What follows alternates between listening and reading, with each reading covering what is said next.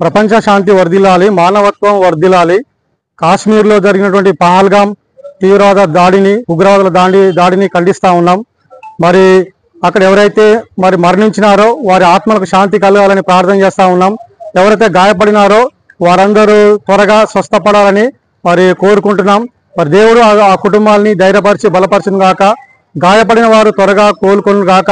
అంతేకాకుండా కాశ్మీర్లోని పహల్గామ్లో దాడిని తీవ్రంగా ఖండిస్తున్నాం. మానవతావాదులు భారతదేశంలో అందరూ కూడా ఐక్యతతో కలిగి కొనసాగాల, వాదాన్ని నిర్మూలించాలా. అంతేకాకుండా నష్టపోయిన వారి కుటుంబాలు దేవుడు ఆదరించి ధైర్యపరిచి బలపరిచి వారిని స్థిరపరచును గాక. గాయపడిన వారిని దేవుడే వారి గాయములు మాల్పి స్వస్థపరచును గాక. దేవుడి వాక్యము దీవించును గాక.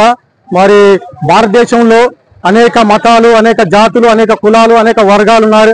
అయినప్పటికీ భారతదేశం యొక్క గొప్పతనం ఏంటంటే భిన్నత్వంలో ఏకత్వం. మనమంతా భారతీయులము, మనమంతా ఒకటే. భిన్నత్వంలో ఏకత్వాన్ని కాపాడుకోవాలా.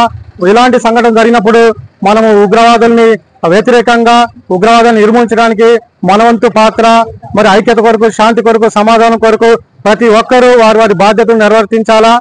కాబట్టి కాశ్మీర్లో జరిగిన ఉగ్రవాదాన్ని మరొకసారి జరగకుండా దానికి వ్యతిరేకంగా పనిచేయాలా. ఆ ఉగ్రవాదాన్ని ఖండిస్తున్నాం. ప్రపంచ శాంతి కొరకు ప్రతి ఒక్కరు పనిచేయాలా. ఉగ్రవాదంలో గాయపడిన మరణించిన వారి కుటుంబాలు ఆ శాంతి, వారి ఆత్మకు శాంతి కలుగును గాక. శాంతి సమాధానం కలగాలని, గాయపడిన వారు త్వరగా కోలుకోవాలని, స్వస్థపరచబడాలని, దేవుడే వారిని స్వస్థపరచబడాలని ఈ యొక్క మేలును కోరుకుంటున్నాం. దేవుడి వాక్యము దీవించును గాక.